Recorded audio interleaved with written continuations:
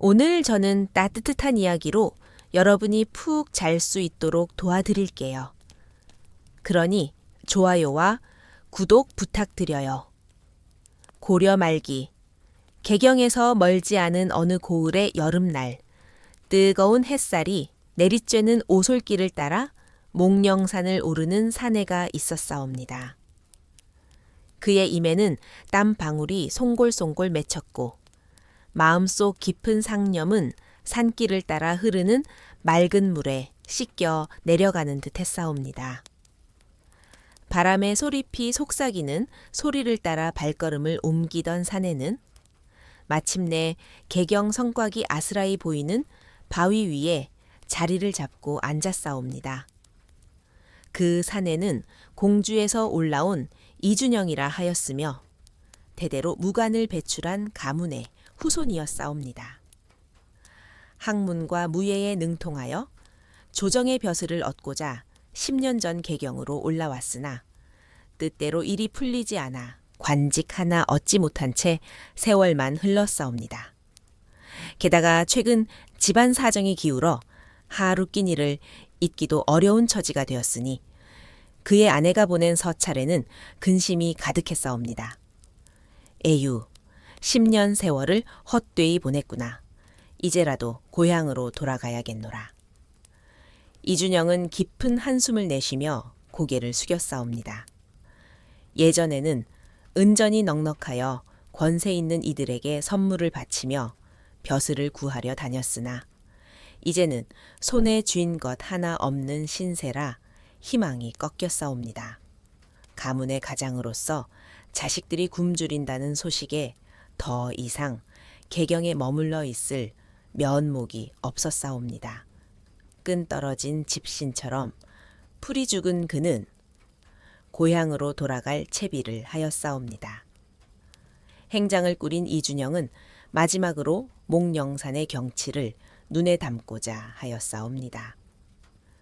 10년을 개경에서 보냈건만 이 산의 풍광을 제대로 보지 못했으니 내려가기 전에 한 번쯤 둘러보고 가야겠구나. 다시 언제 이곳에 오를 기회가 있으랴. 이런 마음으로 그는 산길을 나섰사옵니다. 때는 한여름이라 짙은 녹음이 산을 뒤덮었고 맑은 계곡물 소리가 그의 무거운 마음을 잠시 달래주었사옵니다. 산사의 소리와 바람결이 어우러진 풍경 속에서 그는 한나절을 두루 거닐었사옵니다. 해가 서산에 기울 무렵 발길을 돌리려던 찰나 갑작스레 하늘의 먹구름이 몰려들며 사방이 어두워졌사옵니다. 이내 굵은 빗방울이 부드득 부드득 쏟아지더니 앞을 가릴 만큼 억수 같은 소나기가 내렸사옵니다. 갑작스런 비바람에 놀란 이준영은 허둥지둥 비를 피할 곳을 찾았사옵니다. 가까스로 산중 초가집 처마 밑에 몸을 숨겼으나 비는 잠시 그칠 김이 없이 더욱 세차게 퍼부었사옵니다. 처마 밑마저 빗물이 스며들어 옷이 점차 젖어갔고 낙심한 그는 하염없이 하늘만 바라보았사옵니다. 그때 초가 안에서 글 읽는 소리가 새어 나오더니 집주인이 들창을 열고 비 내리는 풍경을 내다보았사옵니다. 처마 밑에 웅크린 이준영을 본 그는 나지막이 불렀사옵니다. 이보시오. 비가 이리 세차니 당장은 그칠 기미가 없소이다. 안으로 들어와 비를 피하시구려. 어둠이 깊어가는 터라 더 이상 처음에 의지할 수 없었던 이준영은 염치불구하고 집 안으로 들어가 앉았사옵니다. 때는 저녁이 한참 지난 시각이었으나 집주인은 아직 저녁을 들지 않은 듯 보였사옵니다. 배고픔이 밀려오는 이준영이었으나 개개처지에 감히 밥을 청할 수도 없어 말없이 주인의 눈치만 살폈사옵니다. 그때 밖에서 어린 여종이 다급히 들어오며 말했사옵니다. 나으리, 부인이 순산하셨으니 미역과 쌀, 그리고 맑은 물을 사 오셔야 하옵니다. 그 말에 방 안은 잠시 정적에 휩싸여 싸웁니다. 집주인은 여전히 책에서 눈을 떼지 않은 채 미동도 없이 글을 읽었사옵니다. 여종이 두세 차례 재촉하였으나 그는 묵묵부답이었사옵니다. 이를 지켜보던 이준영은 딱한 마음이 들어 입을 열었사옵니다. 나으리, 지나가는 객이 감히 말할 바는 아니오나 부인이 순산하셨다며 미역국을 준비해달라 하신 지 한참이 지났사옵니다. 어찌하여 대답이 없으신지요? 집주인은 잠시 침묵하더니 마침내 무거운 입을 열었사옵니다. 객인께서 보시기에 참으로 답답하셨겠소? 실은 평소에도 끼니를 잊기 어려운 형편이라 이 밤중에 어디서 은전을 구하겠소? 갓난아이와 산모에게 따뜻한 미역국 하나 해주지 못하는 이 신세가 한스럽기 그지없어 차마 말이 나오지 않았소이다. 객인께 저녁 대접조차 하지 못하는 것도 이 때문이요. 그 말에 이준영은 가슴이 먹먹해졌사옵니다. 자신의 처지가 궁하다 여겼건만 그보다 더 어려운 이가 있음을 깨달았사옵니다. 그는 잠시 눈을 감고 깊은 숨을 내쉬었사옵니다. 문득 품속을 뒤져보니 남은 노자라곤 몇 푼 안 되는 은전이 전부였사옵니다. 그는 망설임 없이 그 은전을 집주인에게 내밀었사옵니다. 약소 하나마 이 은전으로 산목께 미역국이라도 끓여드리시오. 저는 이만 떠나겠사옵니다. 이준영이 자리에서 일어서려 하자 집주인이 그의 소매를 붙잡으며 말했사옵니다. 이리 큰 은혜를 베풀어 주시니 참으로 감사하옵니다. 어찌 이 마음을 갚겠나이까. 이준영은 빙긋 웃으며 답했사옵니다. 허허, 굳이 이름을 아실 필요가 있겠사옵니까? 이만 못하였사옵니다. 정씨는 담담히 입을 열었사옵니다. 소생에게 사정이 있어 이와 같은 차림을 하였사오니 너그러이 이해해 주시옵소서. 개성 형암 나리의 일에 결코 누가 되지 않도록 최선을 다하겠사옵니다. 정씨는 자신의 사정을 상세히 털어놓았사옵니다.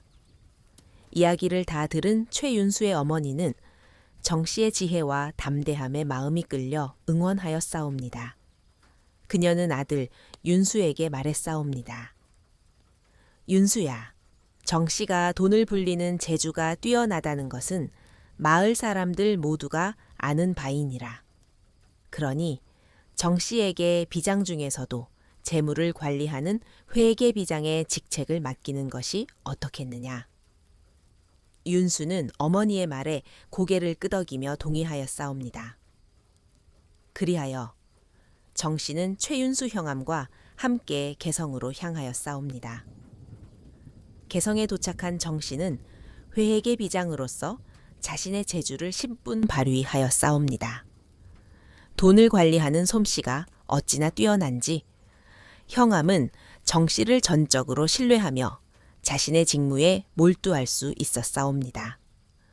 그러나 정씨는 틈틈이 기방을 찾아가 월영이 자신의 남편 박민서를 어떻게 대하는지 은밀히 살폈사옵니다. 민서는 월영의 하인으로 온갖 구박을 받으며 잔심부름을 하고 있었사옵니다. 심부름을 하면서도 단 한 푼의 돈도 받지 못한 채 고된 나날을 보내고 있었사옵니다. 그 모습을 본 정씨는 속이 부글부글 끓었으나 남편을 구하기 위해 분노를 꾹 눌렀사옵니다. 월영은 정씨가 민서의 아내라는 것을 꿈에도 모르고 준수한 남장 차림의 정씨를 유혹하려 노래를 부르고 춤을 추었으나 정씨는 눈길조차 주지 않았사옵니다. 정씨는 곧장 최윤수 형암에게 나아가 고하였사옵니다. 날이 기방의 하인으로 지내는 박민서란 자가 호조에서 수천 양을 빌려 5년이 지나도록 단 한 푼도 갚지 않고 있사옵니다. 형감은 정씨의 사정을 처음부터 알고 있었기에 담담히 답하였사옵니다. 그러하냐. 나는 일이 바빠 그자를 잡아올 여유가 없으니 너는 내 이름을 빌려 그 자를 관하로 끌고 오거라. 그리하여 정씨는 형암의 이름으로 민서를 관하로 잡아왔사옵니다. 남장 차림의 정씨가 민서 앞에 서서 호통쳤사옵니다. 이놈 박민서, 네가 호주에서 돈을 빌려 5년이 지나도록 한 푼도 갚지 않았으니 그 많은 돈을 대체 어디에 썼단 말이냐. 여봐라, 이자를 곤장으로 다스리라.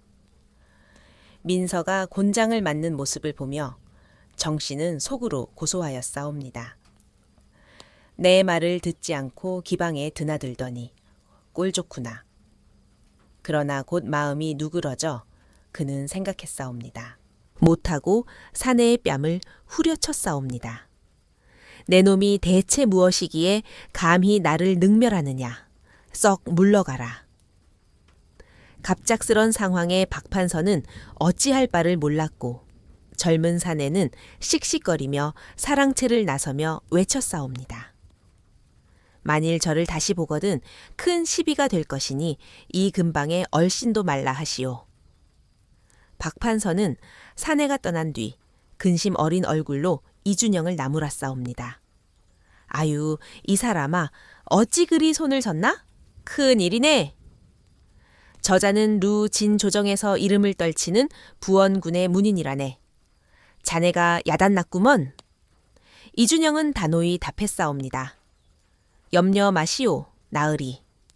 권세를 믿고 오만한 자는 말로 다스려도 깨닫지 못하니 매로 혼내야 정신을 차리옵니다.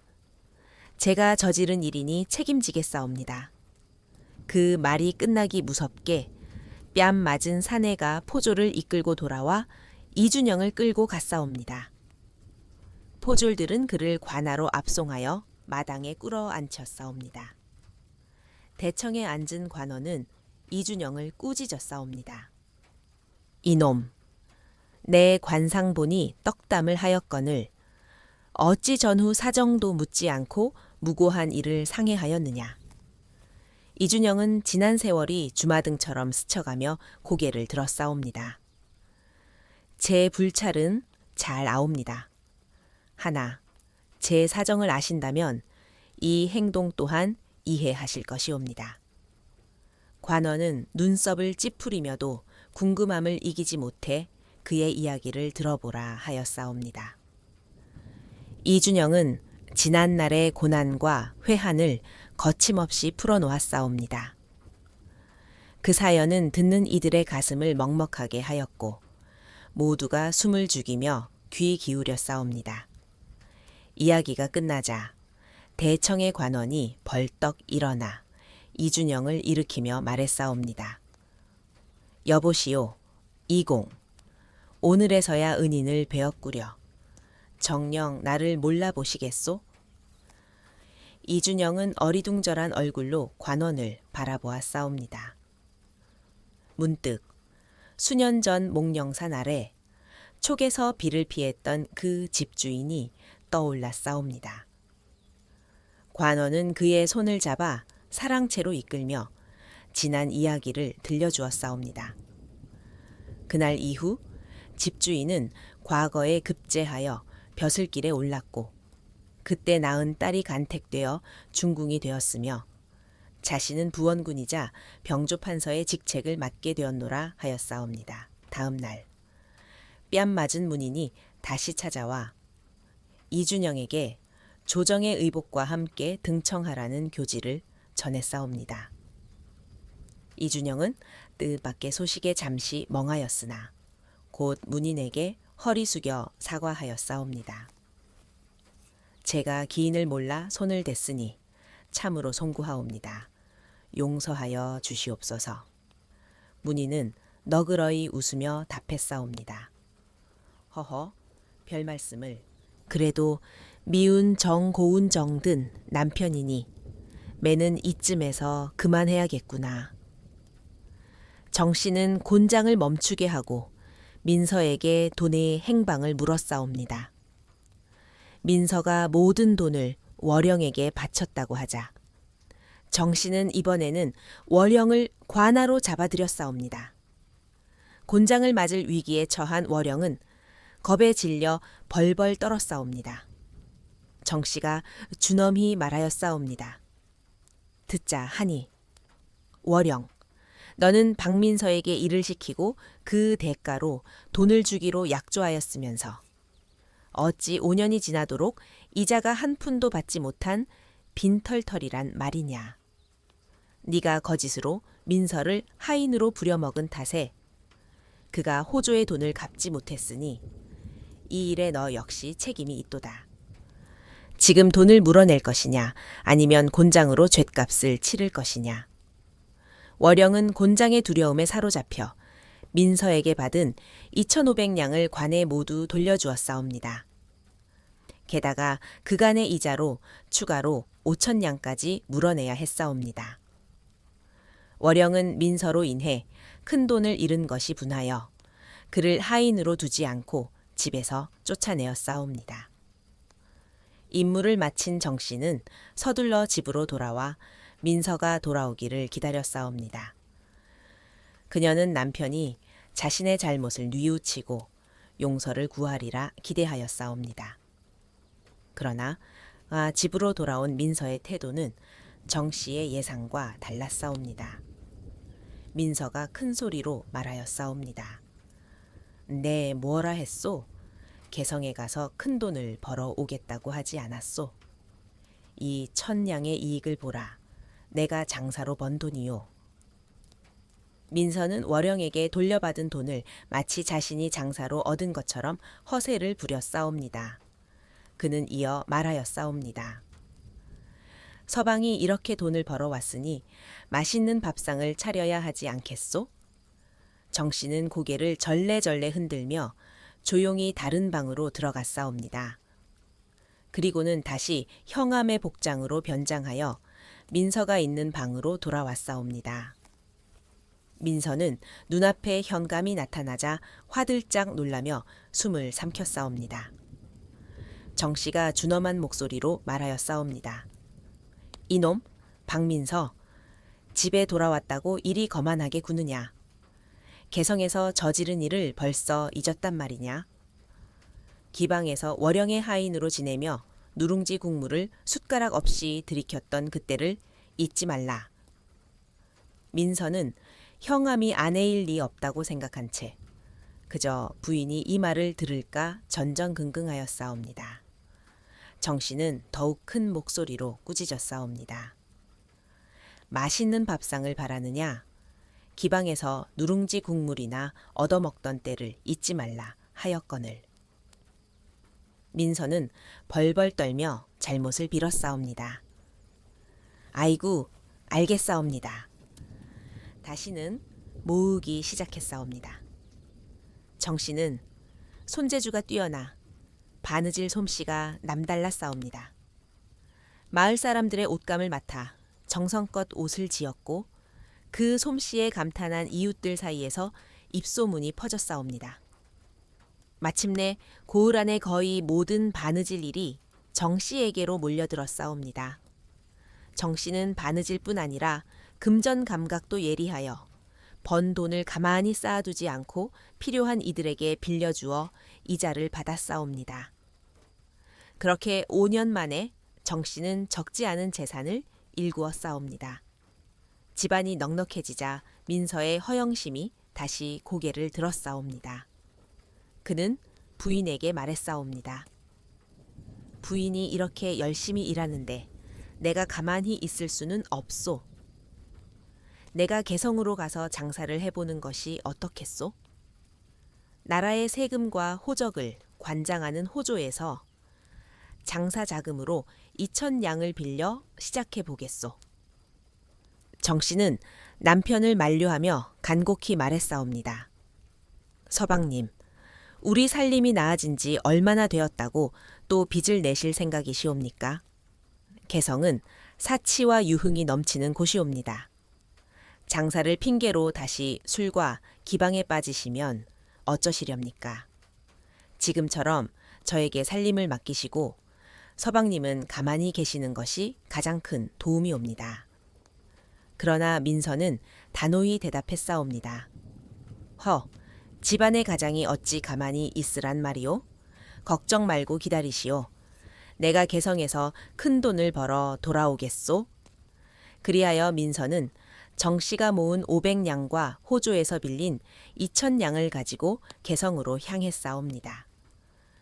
민서가 개성에 도착했을 때는 따스한 봄바람이 불고 꽃이 피 흩날리는 계절이었사옵니다. 거리는 온통 꽃밭처럼 화려하고 따사로운 바람은 유흥을 즐기기에 더없이 좋았사옵니다. 민서는 장사에 마음을 두지 않고 개성거리를 헤매다 기방 앞을 지나게 되었사옵니다. 그곳에서 그는 월영이라는 기생을 만나 한눈에 반하고 말았사옵니다. 월영은 개성에서 이름난 미인으로 미모와 재주가 뛰어났사옵니다. 그녀가 술을 권하며 노래를 부르자 민서의 마음은 봄바람에 흔들리듯 요동쳤사옵니다. 그날부터 민서는 매일 기방에 드나들며 월영에게 빠져들었고 가진 돈을 모두 그녀에게 바쳤사옵니다. 결국 개성에 도착한 지 1년도 차에 되지 않아 민서는 모든 돈을 탕진하고 빈털터리가 되었사옵니다. 월영은 돈이 떨어진 민서를 냉대하며 눈길조차 주지 않았사옵니다. 민서는 월영에게 매달리며 애원했사옵니다. 월영아, 우리의 사랑 맹세를 잊었느냐? 어찌 나를 이리 매정히 대하느냐? 나는 이제 집으로 돌아갈 수도 없소. 부인에게 큰 돈을 벌어오겠다고 호언장담하고 나왔는데 이 돈은 호조에서 빌린 것이니 갚지 못하면 관에 끌려갈 것이요. 제발 나를 살려주오. 월영은 코웃음을 치며 대답했사옵니다. 기방의 물정을 어찌 그리 모르시오. 돈이 있으면 대접받고 돈이 없으면 외면받는 것이 이곳의 이치요. 이제 와서 나를 붙잡은들 무슨 소용이 있겠소? 민서는 절망 속에서도 간청했사옵니다. 당장 돈을 돌려달라는 것이 아니오. 내가 너의 집에 머물며 하인으로 심부름을 하면 어떻겠소? 심부름 값으로 조금씩 돈을 주면 나는 갈 곳이 없소. 제발 사람 하나 살리는 셈치고 부탁하오. 월영은 양반이 하인으로 들어온다는 제안이 재미있다 여겼사옵니다. 그리하여 민서의 청을 받아들였고 민서는 기생 월영의 하인이 되었사옵니다. 양반이 기생의 하인이 되었다는 소문은 개성을 넘어 고을 곳곳으로 퍼져나갔사옵니다. 그 소문은 멀리 집에서 남편을 기다리던 정 씨의 귀에까지 들어갔사옵니다. 정 씨는 분노로 몸을 떨었사옵니다. 그렇게 집에 머물라 했거늘 개성에 가서 기생의 하인이 되다니 이 무슨 어처구니 없는 일이란 말이오. 정 씨는 당장 개성으로 달려가 남편을 두들겨 패고 싶었으나 그래도 남편이 아닌가 차마 그럴 수는 없었사옵니다. 그녀는 남편을 구할 방도를 고민했사옵니다. 마침 뒷집에 사는 젊은 선비 최윤수가 개성의 형감으로 부임한다는 소식을 들었사옵니다. 정 씨는 이를 기회로 삼아 최윤수의 어머니와 자주 밥을 나누며 친분을 쌓았사옵니다. 최윤수의 집은 아버지가 일찍 세상을 떠나 형편이 어려웠사옵니다. 정 씨는 이를 알고 자주 음식을 대접하며 호의를 베풀었사옵니다. 최윤수의 어머니는 정 씨의 따뜻한 마음에 감사하며 보답하고 싶어 했사옵니다. 그때 정 씨가 기다렸다는 듯 말했사옵니다. 부인, 제게 한 가지 부탁을 들어주실 수 있겠사옵니까? 제 오라버니가 개성 형암님을 따라 이를 돕는 비장 벼슬을 얻고 싶어 하옵니다. 그 벼슬을 내려주시면 큰 은혜이옵니다. 최윤수와 그의 어머니는 흔쾌히 승낙했사옵니다. 마침 최윤수에게는 형암의 일을 돕는 비장이 필요했던 터였사옵니다. 최윤수와 그의 어머니가 정 씨의 오라버니를 직접 만나보고 싶다고 청하였사옵니다. 그러자 이게 어찌 된 일인지 정 씨가 방 안으로 들어가더니 남장 차림으로 나왔사옵니다. 정 씨의 남장은 준수한 선비의 모습으로 눈썹은 곧고 눈빛은 맑아 그 누구라도 한눈에 반할 만한 풍채였사옵니다. 최윤수와 그의 어머니는 깜짝 놀라 입을 다물지 못하였사옵니다. 정 씨는 담담히 입을 열었사옵니다. 소생에게 사정이 있어 이와 같은 차림을 하였사오니 너그러이 이해해 주시옵소서. 개성 형암 나리의 일에 결코 누가 되지 않도록 최선을 다하겠사옵니다. 정 씨는 자신의 사정을 상세히 털어놓았사옵니다. 이야기를 다 들은 최윤수의 어머니는 정 씨의 지혜와 담대함에 마음이 끌려 응원하였사옵니다. 그녀는 아들 윤수에게 말했사옵니다. 윤수야, 정 씨가 돈을 불리는 재주가 뛰어나다는 것은 마을 사람들 모두가 아는 바이니라.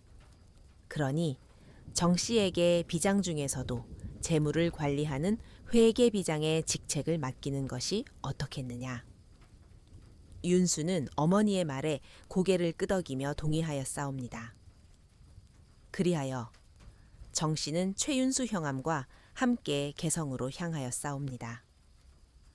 개성에 도착한 정 씨는 회계비장으로서 자신의 재주를 신분 발휘하였사옵니다. 돈을 관리하는 솜씨가 어찌나 뛰어난지 형암은 정 씨를 전적으로 신뢰하며 자신의 직무에 몰두할 수 있었사옵니다. 그러나 정 씨는 틈틈이 기방을 찾아가 월영이 자신의 남편 박민서를 어떻게 대하는지 은밀히 살폈사옵니다. 민서는 월영의 하인으로 온갖 구박을 받으며 잔심부름을 하고 있었사옵니다. 심부름을 하면서도 단 한 푼의 돈도 받지 못한 채 고된 나날을 보내고 있었사옵니다. 그 모습을 본 정 씨는 속이 부글부글 끓었으나 남편을 구하기 위해 분노를 꾹 눌렀사옵니다. 월영은 정 씨가 민서의 아내라는 것을 꿈에도 모르고 준수한 남장 차림의 정 씨를 유혹하려 노래를 부르고 춤을 추었으나 정 씨는 눈길조차 주지 않았사옵니다. 정 씨는 곧장 최윤수 형암에게 나아가 고하였사옵니다. 날이 기방의 하인으로 지내는 박민서란 자가 호조에서 수천 냥을 빌려 5년이 지나도록 단 한 푼도 갚지 않고 있사옵니다. 형감은 정 씨의 사정을 처음부터 알고 있었기에 담담히 답하였사옵니다. 그러하냐. 나는 일이 바빠 그 자를 잡아올 여유가 없으니 너는 내 이름을 빌려 그 자를 관하로 끌고 오거라. 그리하여 정 씨는 형암의 이름으로 민서를 관하로 잡아왔사옵니다. 남장 차림의 정 씨가 민서 앞에 서서 호통쳤사옵니다. 이놈 박민서, 네가 호조에서 돈을 빌려 5년이 지나도록 한 푼도 갚지 않았으니 그 많은 돈을 대체 어디에 썼단 말이냐. 여봐라, 이자를 곤장으로 다스리라. 민서가 곤장을 맞는 모습을 보며 정 씨는 속으로 고소하였사옵니다. 내 말을 듣지 않고 기방에 드나들더니 꼴 좋구나. 그러나 곧 마음이 누그러져 그는 생각했사옵니다. 그래도 미운 정 고운 정든 남편이니 매는 이쯤에서 그만해야겠구나. 정 씨는 곤장을 멈추게 하고 민서에게 돈의 행방을 물었사옵니다. 민서가 모든 돈을 월영에게 바쳤다고 하자 정 씨는 이번에는 월영을 관하로 잡아들였사옵니다. 곤장을 맞을 위기에 처한 월영은 겁에 질려 벌벌 떨었사옵니다. 정 씨가 준엄히 말하였사옵니다. 듣자 하니 월영, 너는 박민서에게 일을 시키고 그 대가로 돈을 주기로 약조하였으면서 어찌 5년이 지나도록 이자가 한 푼도 받지 못한 빈털털이란 말이냐. 네가 거짓으로 민서를 하인으로 부려먹은 탓에 그가 호조의 돈을 갚지 못했으니 이 일에 너 역시 책임이 있도다. 지금 돈을 물어낼 것이냐 아니면 곤장으로 죗값을 치를 것이냐. 월영은 곤장의 두려움에 사로잡혀 민서에게 받은 2,500냥을 관에 모두 돌려주었사옵니다. 게다가 그간의 이자로 추가로 5,000냥까지 물어내야 했사옵니다. 월영은 민서로 인해 큰 돈을 잃은 것이 분하여 그를 하인으로 두지 않고 집에서 쫓아내었사옵니다. 임무를 마친 정씨는 서둘러 집으로 돌아와 민서가 돌아오기를 기다렸사옵니다. 그녀는 남편이 자신의 잘못을 뉘우치고 용서를 구하리라 기대하였사옵니다. 그러나 집으로 돌아온 민서의 태도는 정씨의 예상과 달랐사옵니다. 민서가 큰 소리로 말하였사옵니다. 네, 뭐라 했소? 개성에 가서 큰 돈을 벌어 오겠다고 하지 않았소? 이 1,000냥의 이익을 보라. 내가 장사로 번 돈이요. 민서는 월영에게 돌려받은 돈을 마치 자신이 장사로 얻은 것처럼 허세를 부렸사옵니다. 그는 이어 말하였사옵니다. 서방이 이렇게 돈을 벌어왔으니 맛있는 밥상을 차려야 하지 않겠소? 정씨는 고개를 절레절레 흔들며 조용히 다른 방으로 들어갔사옵니다. 그리고는 다시 형암의 복장으로 변장하여 민서가 있는 방으로 돌아왔사옵니다. 민서는 눈앞에 현감이 나타나자 화들짝 놀라며 숨을 삼켰사옵니다. 정씨가 준엄한 목소리로 말하였사옵니다. 이놈, 박민서, 집에 돌아왔다고 이리 거만하게 구느냐? 개성에서 저지른 일을 벌써 잊었단 말이냐? 기방에서 월영의 하인으로 지내며 누룽지 국물을 숟가락 없이 들이켰던 그때를 잊지 말라. 민서는 형암이 아내일 리 없다고 생각한 채 그저 부인이 이 말을 들을까 전전긍긍하였사옵니다. 정씨는 더욱 큰 목소리로 꾸짖었사옵니다. 맛있는 밥상을 바라느냐? 기방에서 누룽지 국물이나 얻어먹던 때를 잊지 말라 하였거늘. 민서는 벌벌 떨며 잘못을 빌었사옵니다. 아이고, 알겠사옵니다. 다시는 허세를 부리지 않겠사옵니다. 부인에게도 잘하겠사옵니다. 그제야 정씨는 형암의 복장을 훌훌 벗어던졌사옵니다. 민서는 비로소 자신이 두려워했던 형감이 아내라는 것을 깨달았사옵니다.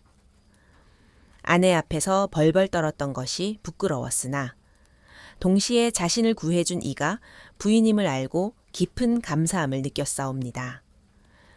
그리하여 민서는 마음을 고쳐먹고 정씨 곁에서 성실한 남편으로 새롭게 태어났사옵니다. 이 이야기는 고려의 어느 고을에서 전해 내려오는 지혜와 용기의 이야기로 욕심과 허세가 가문을 망치나 진심과 지혜는 이를 되살릴 수 있음을 보여주었사옵니다. 정씨의 담대한 행동은 마을 사람들 사이에서 오래도록 회자되었고 민서 또한 부인의 은혜를 잊지 않고 성실히 살았다 하옵니다. 이야기를 들은 이들은 말하길 사람의 본성은 쉽게 바뀌지 않으나 큰 깨달음과 사랑은 사람을 새롭게 태어나게 한다 하였사옵니다. 정씨와 같은 지혜로운 여인이 있었기에 민서와 같은 철부지가 바른 길을 찾았으니 이는 참으로 복된 인연이라 할 것이옵니다.